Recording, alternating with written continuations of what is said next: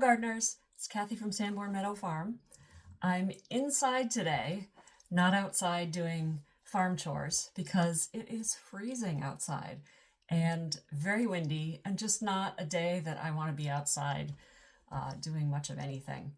I'm up here in my office, which has not been staged for video. It is how it is, and we may see a cat or two wander through the picture. Oh, there's Suzie. Yeah, so this is my upstairs office, our storage room, our cat room. It's sort of a jack of all trades room, and it looks out actually over the pond garden and the driveway. Let me show you. This is the view from my office across the driveway into the pond garden. As you can see, the pond garden still has a little bit unfrozen. I don't know if I can zoom in here. I have the aerator going, and it's opened up a little hole on the right side of this picture of the pond. The pond actually froze almost completely over in the last week or so. We were much colder, and even the little hole that was bubbling almost froze completely over.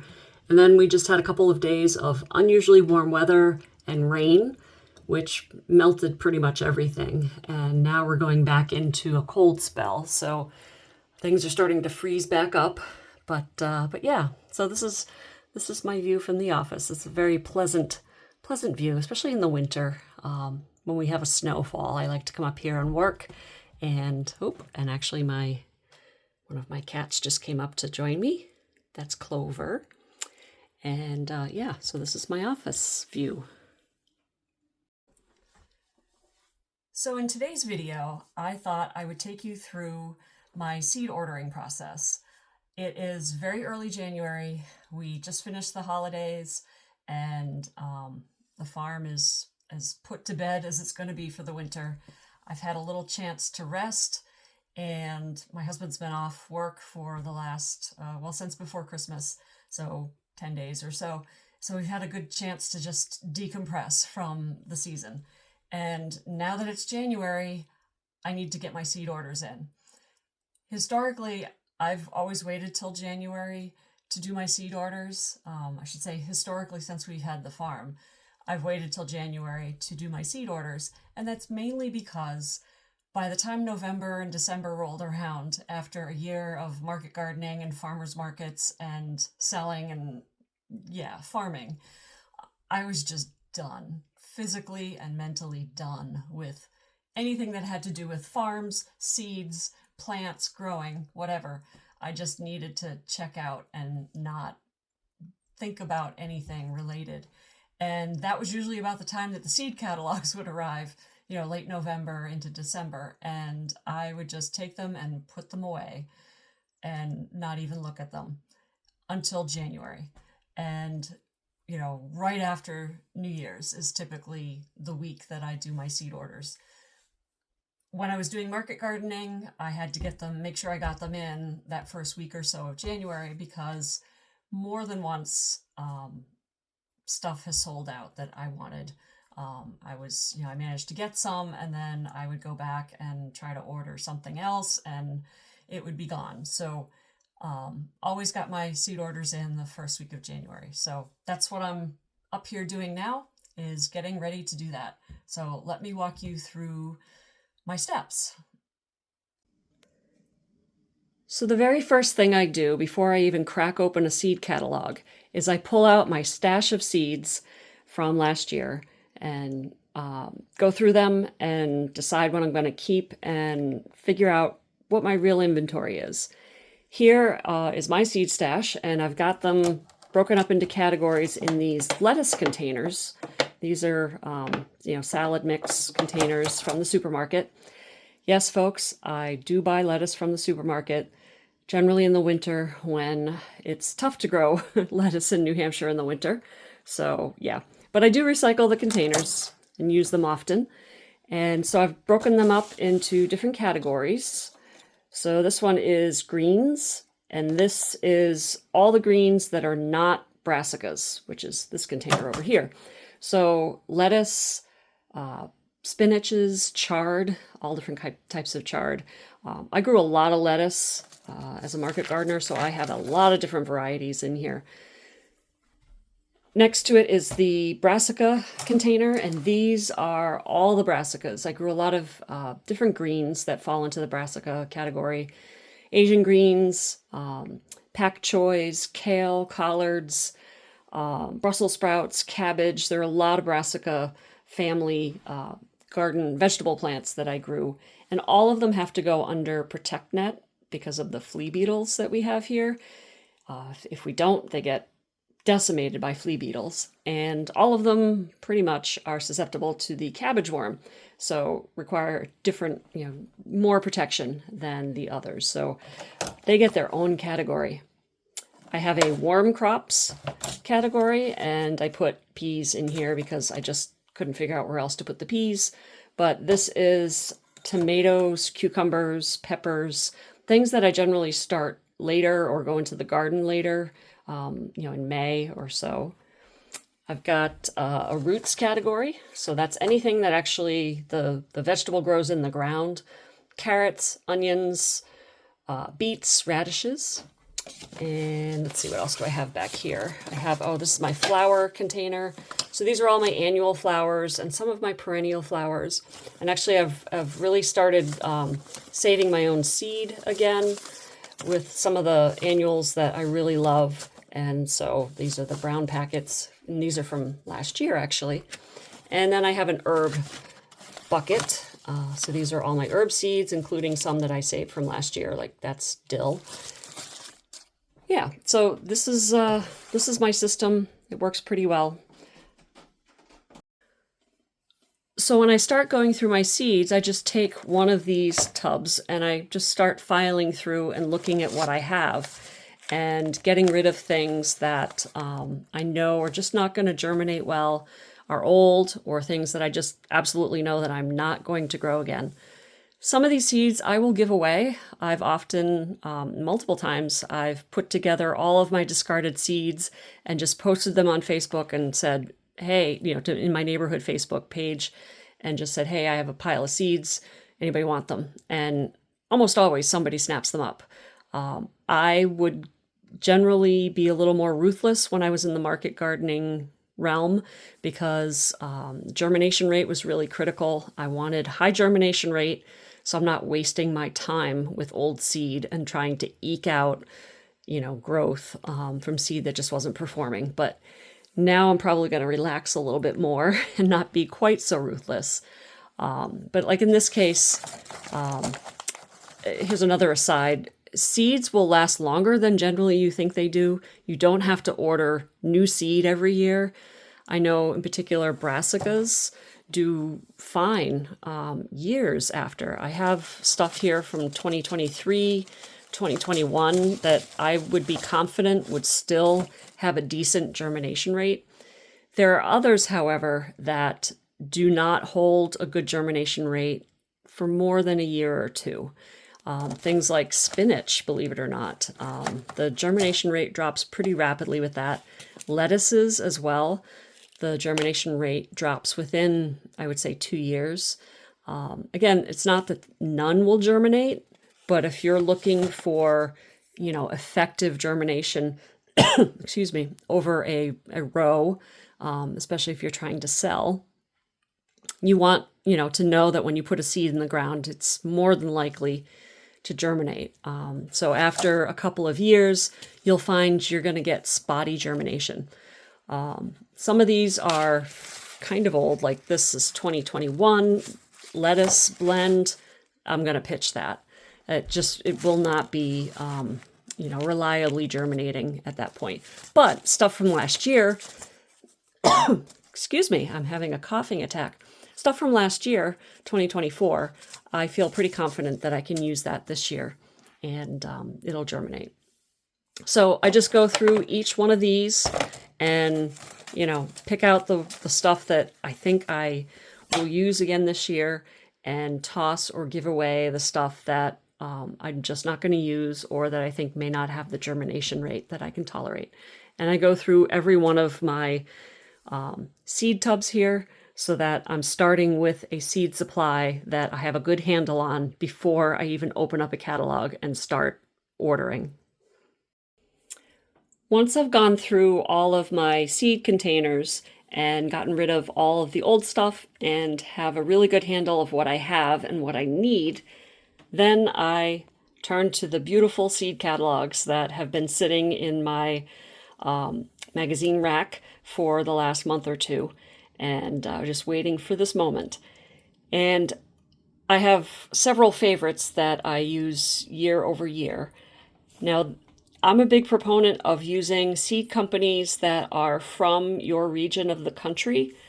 I know there are many, many other catalogs out there that have wonderful seeds, but I think there is real value and benefit to growing seeds and vegetables from companies that raise and grow the seeds in your region of the country.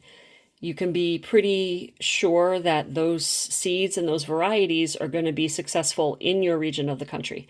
I'm in the Northeast, in New England, in New Hampshire, fairly cold, fairly wet, and although we do have some hot summers.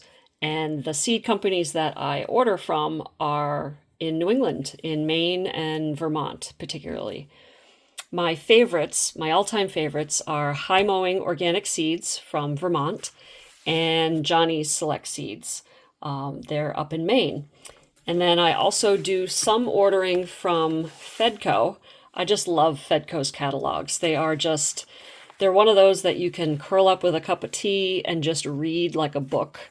And they're fun, and they have some really cool seeds in there. And I also have their tree and shrub and perennial catalog as well.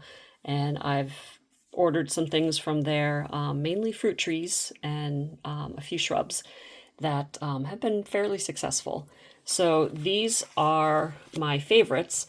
The majority of my vegetables come out of these two catalogs, and there are some lettuce blends that I actually really like from the Fedco catalog. But generally, from a market garden perspective, the varieties I used or wanted to use for my market garden business were generally from these two because they offered them in quantities that I needed, and they offered the high production varieties that I wanted. Yeah, so these are my go-tos. I want to give a shout out to this particular catalog, even though I have to admit I have not ordered many seeds from them in recent years, mainly because I'm thinking market gardening and business and production. But this is from the Seed Savers Exchange, a great group of people out of Iowa, and they are preserving all of these heirloom and heritage varieties of seeds through people sending in their seeds of varieties that they've grown. And it's just a wonderful organization. We support them with our membership every year. Even if we don't order seeds from their catalog, we still support them because they're doing great work. I'm sure you probably know, or maybe you don't, but a lot of the seeds that we buy, even from some of the bigger catalogs like Johnny's, are now being controlled by fewer and fewer companies. A lot of seeds are being patented so that you're not even supposed to be saving them, and certainly not distributing them. Seed Savers is sort of the antithesis of that, in that their mission is to preserve the variety and diversity of seeds and vegetables and flowers in our environment, and making sure that seeds are accessible to everyone. So I encourage you to check them out, get their catalog, sign up for a membership to support their mission. I think it's a great one. And if you're looking for some unusual things to grow, this is definitely the catalog to look for.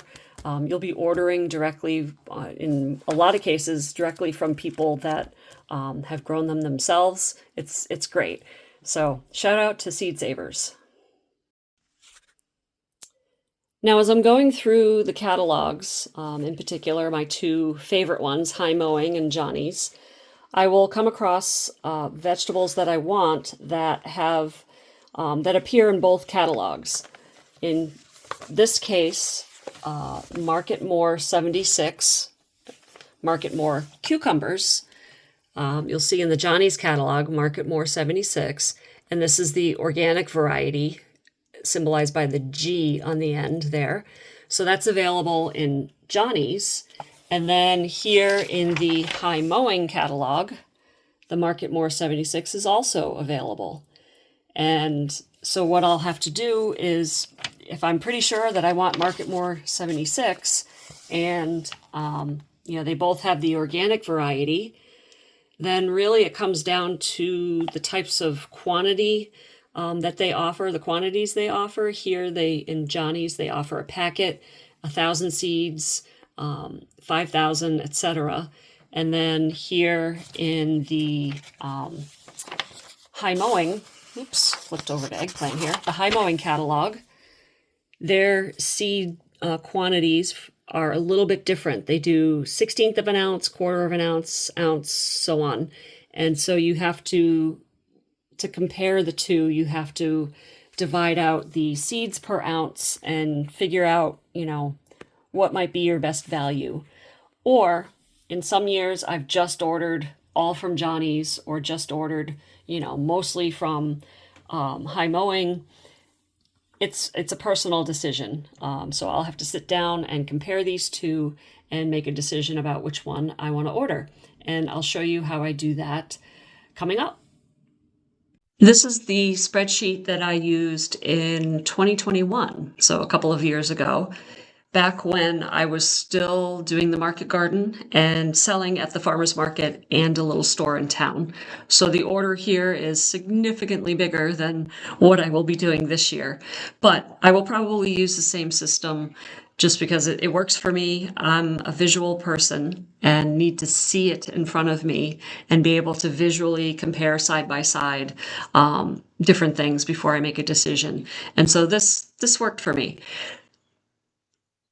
In column A, I have the crop listed, so all of the different crops, beets, carrots, chard, etc. Have them all listed here. The many, many types of lettuce that I used to grow, all the different types of things that I used to grow.